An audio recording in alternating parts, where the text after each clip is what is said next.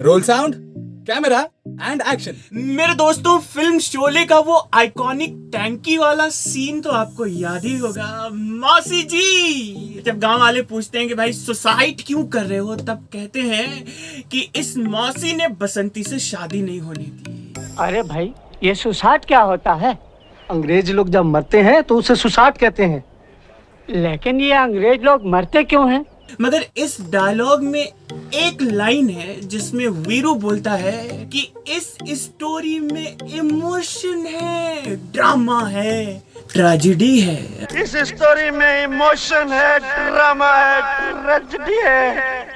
अब मैं बतलाऊंगा आपको कि इमोशन, ड्रामा, ट्रेजेडी क्यों है। यार 1968 में पहली बारी धर्मेंद्र और हेमा मालिनी कहाँ मिले? फिल्म आसमान महल के प्रीमियर पर, और पहली ही नजर में धर्मेंद्र हो गए फ्लैट, मतलब गुटरगू उनके दिल में होने लगा। इधर हेमा मालिनी इंडस्ट्री में नई नई ताजा आई थी। बाय द वे, इधर संजीव कुमार के साथ हेमा मालिनी को फिल्म धूप छांव मिली। इस फिल्म को कंप्लीट होने में लंबा वक्त गुजरा, अटक लटक कर फिल्म बनी, मगर इस फिल्म के शूटिंग के ड्यूरेशन में ही हेमा मालिनी इम्प्रेस्ड हो गई संजीव कुमार से, और संजीव कुमार वो भी फिदा हो गए हेमा मालिनी पर, और नतीजा कि हरि भाई ने डायरेक्ट रिश्ता भेज दिया। हेमा मालिनी के घर पर जब संजीव की माँ पहुंची तो दोनों माओं ने इस रिश्ते में ज्यादा इंटरेस्ट नहीं लिया। कहते हैं कि हेमा की माँ चाहती थी कि उनकी बेटी किसी तमिलियन से शादी करे, और वहीं हरि भाई यानी संजीव कुमार की माँ चाहती थी कि हेमा उनकी बहू तो बने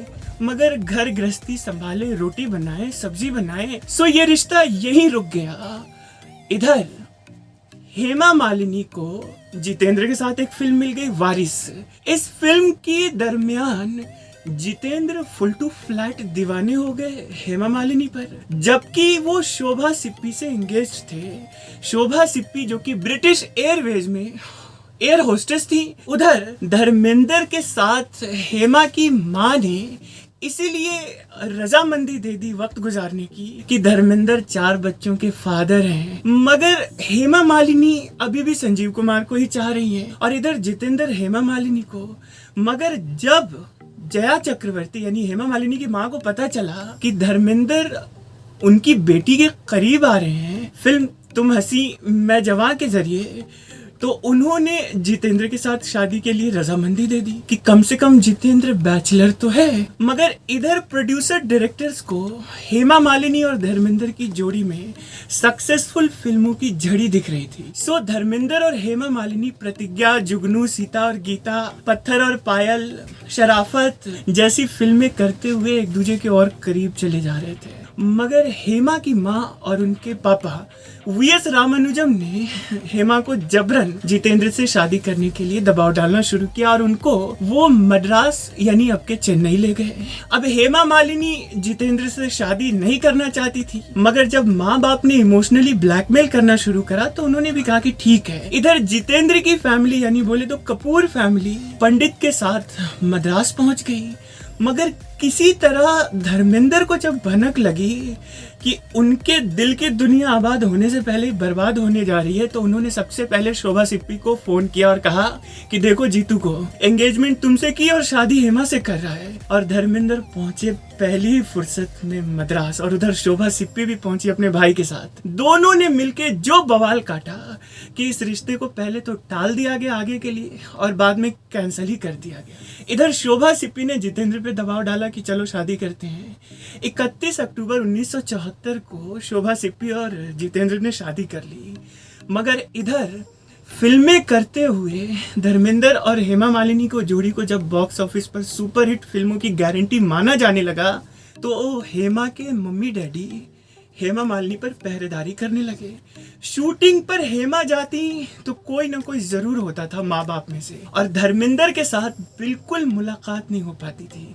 जब शॉट रेडी होता उस वक्त दोनों कैमरे के सामने आते। यार 1975 में शोले की शूटिंग होते होते तक ये इश्क की हवा कुछ और ज्यादा आगे बढ़ गई। हुआ यूं कि धर्मेंद्र ने इस फिल्म के लाइटमैन को कहा कि भाई तू शॉट्स खराब किया कर और हर एक शॉट के मैं 100 रुपए दूंगा, और 20 शॉट लाइटमैन ने खराब किए। वो जो सीन है ना जब वीरू बसंती को बंदूक चलाना सिखाता है, वही सीन था।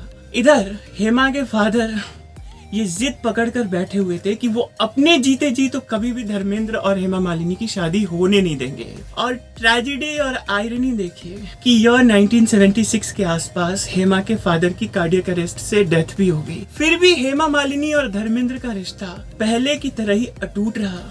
अब के हेमा की माँ ने भी ये बात कह दी कि भाई जब तुम्हारे फादर नहीं चाहते थे तो मैं कैसे चाह सकती हूँ। इधर धर्मपाल ये चाहते थे कि उनको उनकी बीवी प्रकाश कौर तलाक दे दे ताकि उनका रास्ता साफ हो हेमा मालिनी से शादी का। मगर बीबी प्रकाश कौर क्यों तलाक देने जाए, वो अपने 4 बच्चों की जिंदगियों के भविष्य को कैसे खतरे में डाले। अब करें क्या, क्योंकि हिंदू मैरिज एक्ट ईयर 1955 के हिसाब से धर्मेंद्र जो है वो दूसरी शादी नहीं कर सकते थे किसी और से भी। अगर शादी करते तो वो इलीगल होता था, शादी को कोई वैलिडिटी नहीं मिलती थी। सो हेमा और धर्मेंद्र ने म्यूचुअली एक दूसरा रास्ता अपनाया। रास्ता कुछ ऐसा रहा कि हेमा और धर्मेंद्र ने अपने आप को इस्लाम में कन्वर्ट किया और धर्मेंद्र ने अपना नाम रखा दिलावर खान और हेमा मालिनी का नाम आयशा बीबी कर दिया गया। 21 अगस्त 1979 को दोनों ने निकाह पढ़वा लिया 1,11,000 के मेहरनामे पर। और फिर 2 मई 1980 को दोनों ने ऑफिशियली अनाउंस कर दिया कि अब दोनों 2 जिस्म और एक जान हो चुके हैं। मगर इधर बीबी प्रकाश कौर, जिनके मन में धर्मेंद्र से रिश्ते को लेकर एक बार जो दरार पैदा हुई वो कभी भर ही नहीं पाई। और बीबी प्रकाश कौर ने कभी हेमा मालिनी को अपनाया ही नहीं और ना ही उनकी बेटियों को। यहाँ तक कि हेमा की बेटियों की शादी में न वो खुद गई न अपने बच्चों को जाने दिया।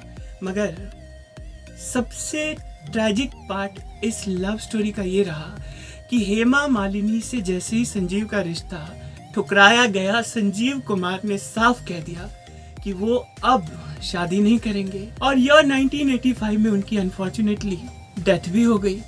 वहीं संजीव कुमार से कोई और भी प्यार करती थी, सुलक्षणा पंडित। उन्होंने संजीव को प्रपोज किया मगर संजीव ने वही बात कह दी कि वो शादी नहीं करेंगे।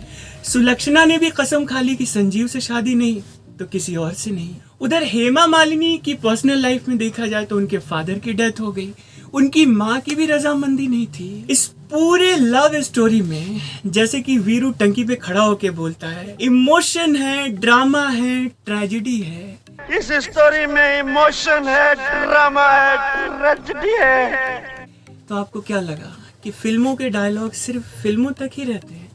असलियत में भी वो डायलॉग सीधे उतर जाते हैं। आज हेमा मालिनी और धर्मेंद्र अपने रिश्ते को लेके बहुत चेरिश करते हैं, खुश रहते हैं। सब कैसी लगी आपको ये कहानी? अगले वीडियो में मिलता हूँ, तब तक अपना ख्याल रखें। और मैं वही कहूँगा जो हमेशा कहता हूँ कि कभी किसी से बैर नहीं, क्योंकि कोई गैर नहीं, सब अपने, सारी दुनिया अपनी। किसी शायर की गजल ड्रीम गर्ल, किसी झील का कंवल ड्रीम गर्ल।